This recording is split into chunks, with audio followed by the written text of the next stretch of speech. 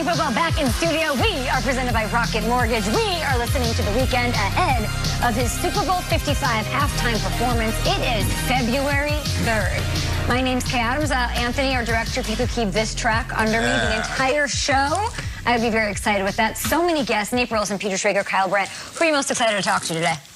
Can we talk to The Weeknd? I seriously want to talk to the damn Weeknd. I feel it coming. I've been listening to so much Weeknd. Have you? All day at home. Alexa, play The Weeknd. She's like, I know, The Weeknd. It's so good. It gets you going. It's only Wednesday, Kyle. Hello. I'm excited to talk to Sean Payton. Yeah, of course. Chase Young is on the show. Who do you got? Devontae Smith, the wide receiver, the Heisman winner, Devontae Smith, the best wide receiver entering this year's draft. We got last year's maybe best year wide receiver entering the draft. CeeDee Lamb is going to join us. For you Cowboys fans, we're going to ask him all about the Dak situation. Love it. At GMFB with your tweets. Hashtag GMFB home field advantage to tell us how you are cheering on the Bucs or the Chiefs for Super Bowl 55. All right, it's time for the lead block. And that brings us to Omar Ruiz. He is with Kansas City. Sarah Walsh with Tampa in Tampa. Omar, let's start with you. And good morning. Happy Wednesday. The Chiefs offense has been lighting it up all season again. And yet Eric Bieniemy didn't get a head coaching job. What is his mindset heading into Super Bowl 55? Good morning, Kay. Well, there's definitely a bittersweet feeling within the organization. Grateful that Eric Bieniemy is still here, ready to help them win a second Super Bowl, but also disappointment that he has yet to get his opportunity to become a head coach. Bieniemy saying he didn't ask to become the poster boy of this issue, the lack of equitable opportunity for head coaches, for black coaches. All he can do is work and continue to chop wood. As Andy Reid said, Bieniemy has been relentless in his preparation, in studying the game, and whoever gets him as a head coach one day will be very lucky. Chiefs owner Clark Hunt says he hasn't spoken to any of his fellow owners who have made hires, why they've passed over Eric Bieniemy, but he did say he would expect this issue to continue to be addressed at future owners' meetings. That's the latest on the Chiefs' offensive coordinator. For more on their defensive coordinator, let's send it over to Sarah Walsh. Omar, the talk has been Tom Brady versus Patrick Mahomes, but it should really be Tom Brady versus the Chiefs defensive coordinator, Steve Spagnuolo. The two have met before, and Spagnuolo got the best of them in a Week 12 matchup here at Raymond James Stadium. And then, of course, they met way back in Super Bowl 42 when Spags was the defensive coordinator of the New York Giants, and they knocked off Tom Brady's then 18-0 Patriots. It was brought up to Brady this week, and he called it one of his least favorite football memories, which is understandable. But he did say Spags is a tremendous coach with a great scheme that caters to its players. Here's what Spags had to say about Brady. He's a step ahead of everything. I mean, every film clip that you put on, you know, he's putting their guys in the right defense. That's always the challenge when you go against what I call a cerebral quarterback, and we know Tom is like that. He has total control. He gets them out there in time to change things. We're going to have to be really good on the back end, not to show him things, or as we say, don't let him read our mail, because if he can read our mail, he knows exactly what to do.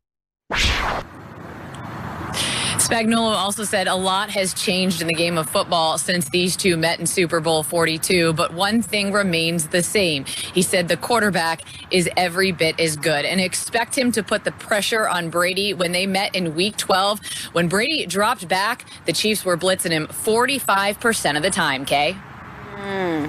Thank you so much. We saw what they did to that high-flying Buffalo offense just a couple of weeks ago. Thank you so much to Sarah Walsh in Tampa, where hopefully things are getting exciting on this Wednesday ahead of Super Bowl 55, as exciting as they can be, given the circumstances. And a smiley Omar Ruiz there with Kansas City. Will be traveling with the team a little bit later this week. Let's talk about Spags, shall we, gentlemen? Does his success against Brady, what is this, 13 years ago now? Does it matter in Super Bowl 55?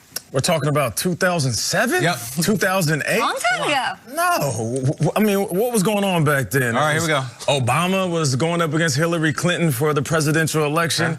Heath Ledger was winning an Oscar. Amy Winehouse was winning a Grammy. The Kung Fu Panda was killing it in the theaters. Jack Black. The point I'm trying to make is this was so long ago. So many things have changed since then. And I'm looking at Tom Brady. What he was then, the offense he had, the system he was running, doesn't compare to what he's doing right now. Tom Brady is smarter. He might be slower, but who cares? He's been slow his whole career. his offense, the skill players. I said this a long time ago. This might be the best set of skill players Tom Brady has ever played with. Had Moss and Welker. I mean, it's pretty good. I get you. But Mike Evans, Chris Godwin, AB, Gronk, Scooter Miller, Gronk, Cameron Brate, the list goes on and on. I haven't even talked about the running backs yet, so I get it. I respect Randy Moss. But I feel like with Tom Brady's teams, it was only a few guys. Right here, you have at least 5 dudes that can change the game. A little bit deeper than that Patriots offense. Really deep. Yeah. And on top of that, I feel like Byron Leftwich and Bruce Arians are literally giving Tom Brady the keys to the car, saying, drive it your way, because we are going to be in the back seat letting you take control. So I feel like with everything that is going on, you can't compare Tom Brady in this year to way back in 07, 08. I'm with you on it. I look at Spags, and I love this guy. He is awesome, like a true gentleman, and he's got that Massachusetts accent, and I can imagine asking him, Spags, do you think 13 here would be, you think a short white guy from, with a headset on, you think Tom Brady's worried about me, like in a Boston accent? Like, that's pretty good, that's what his reaction would be. And the truth is, no, they're not worried about 13 years ago. And this Chiefs defense, they don't need to go 13 years back to feel confident against Brady, because maybe Tom Brady's worst game in the past 5 years was against the Chiefs, and that was before Spags on that Monday night game, the on to Cincinnati game. Maybe his second worst was also against the Chiefs, and it was last year with this defense, with Spags. This is what I think of.